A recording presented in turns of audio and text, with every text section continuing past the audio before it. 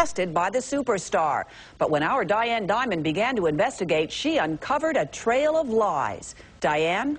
Terry, ever since the Michael Jackson child molestation scandal broke, we've gotten a constant stream of calls and letters from people making dubious claims about the singer. Frankly, we ignore most of them. But when I heard the facts of this story, I just had to go to Canada and check it out myself. And I'd like to make a confession about something that happened between me and Michael Jackson. He is only 15 years old, so we can't show you his face or let you hear his real name. But the 11-minute home video he sent hard copy several weeks ago could have become Michael Jackson's worst nightmare. Looking straight into the camera, using no notes, this boy proceeded to tell us in graphic detail how he and another teen were allegedly molested by the superstar. Like, he started just touching like our stomach and things, like he'd rub our stomach and then he'd get lower, and then that's when I started saying, like, what are you doing? He said, it's okay, don't worry, your bodies are meant to be touched. But the boy wasn't acting on his own. He had help. A man who identified himself as John Templeton of Mississauga, Canada. That's a suburb of Toronto. He sent us the boy's videotape statement and even called several times to make sure we looked at it. Then I got a call from the boy himself. Diane Diamond. Over the next few days, I spoke with the boy for hours, and he never wavered. His story stayed consistent. The boy said he met Michael Jackson at a Canadian video arcade. He said he was supposed to spend the weekend with a friend, but when Jackson invited him to visit Neverland instead, off they flew in a private jet. This 15-year-old described in detail the people in Jackson's entourage, the layout of the ranch, and even Jackson's family home at Encino. Later, he would draw us incredibly detailed maps of both Jackson homes. It was clear either the boy was telling the truth or he had been well coached. To get to the bottom of it, I agreed to meet the boy and John Templeton in Toronto. The plan was to meet the pair in the lobby of an airport hotel, but when I arrived, the only one to greet me was the young boy.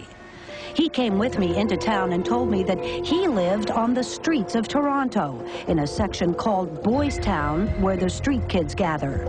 He explained that his mother had kicked him out of the house and that John Templeton was just a man he'd met on the streets. He kind of helps the street kids, like just talks to them and things, like sort of like the guidance counselor of the street. That's what it seemed like. The boy appeared to be on his own. There was no sign of John Templeton, and frankly, that seemed suspicious. But over the next few days, a hard copy team conducted hours of interviews with the boy. Standing by were police officials in both California and Toronto. They were waiting to conduct their own investigation of the boy's charges. Hi, my name is Frank Grimes. I work for the TV show Hard Copy. Producer Frank Grimes and I worked to check out countless pieces of information the boy gave us. While sources were able to confirm much of what he said, there were some troubling inconsistencies. Still, the boy stubbornly stuck by his story, and he had an incredible knowledge of Michael Jackson's lifestyle. And he showed me this place, like a saddle shop, where he said he gets stuff for his animals there. I don't know what he got, but... Like a saddle shop. I see that on your map here. Yeah. People are going to think that you're out for his money. I don't care about his money. They're going to think you're making it up. Yeah, I know. But I don't care about his money. He can keep it. You tell him the absolute truth. Yeah. He talked for hours, and he knew so much. So much, in fact, that we thought, well, let's give him a test, to see if we could trip him up. We showed the boy several photographs. Some of them were of Neverland employees, and he was able to identify each and every one of them. Yeah, that's him. The way he looks, that's him. If this was a scam, this boy had really done his homework. He even went so far as to draw us a picture of what he said Michael Jackson looked like during the alleged molestation. Always, he came back to his claims of molestation. His eyes are big, and they're dark, they're cavernous, like the sockets to go right in, But there was one thing I didn't tell the boy. I didn't tell him that for the last year, I'd been getting Michael Jackson-related letters from his same small suburb in Canada. The letters were supposedly from other young boys who also claimed that they had been molested by Jackson. Two of the letters even included pictures of the boys. Well, someone was behind all this, but still, there was no sign of the man who'd sent us the original video statement of the boy. No sign of John Templeton. There's a Detective Campbell downtown. He doesn't know your name. He doesn't know anything yet. Okay. But he's waiting to see us. Want to go? Yeah. From the very beginning, the boy never asked us for money, and he repeatedly said he didn't want any money from Michael Jackson either. So what was his motivation? Well, he said it was simple. He said he wanted justice. And now he was about to give a sworn statement to the police. I want you to remember one thing. Just tell the truth. We delivered the boy to the Toronto Metro Police Headquarters, where detectives from the Sexual Assault Unit had been waiting for us. I understand you want to speak to me, and that's okay. We're going to go upstairs and you can talk to me. Okay. Okay? Yeah. For 6 solid hours, police questioned the boy, took his sworn statement. He told them just what he'd told us, that superstar Michael Jackson had molested him. I found it fairly believable, too. While the boy talked with police, we continued our investigation. We had to find this John Templeton.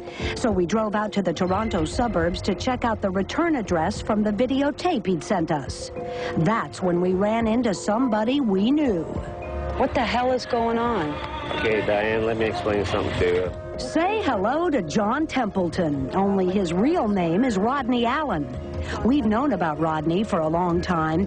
Right after the Michael Jackson scandal first broke, he was on the phone to us claiming that another Jackson family member had molested him years ago. Rodney has never offered any solid proof of this claim. He appeared to be a man bent on revenge. And Rodney admitted he was the one who'd been writing me all those letters. I care about this one kid who gave me all sorts of information about Neverland, about Havenhurst, about Disneyland, about Michael Jackson's body. Where did he get all that information? He got it from me. You planted all this stuff in this kid's head. I didn't plant it in his head. He was asking questions. I answered them the best I can. I told him what I could tell about the place. Because I want Michael to face it. So this kid is a A1, number 1 liar. Professional. The whole story was a scam. A Toronto street kid meets a man obsessed with the Michael Jackson case, and the result could have been an international scandal. Meanwhile, back at the police station, the boy finally broke down. He admitted that he and Rodney Allen had made up the whole story. The young boy was lying. That's my belief, and as a result of that, he was charged, yes. Can you tell us what he was charged with? Public mischief. Well, the boy is still in custody tonight, and police continue their investigation of Mr. Rodney Allen. Barry?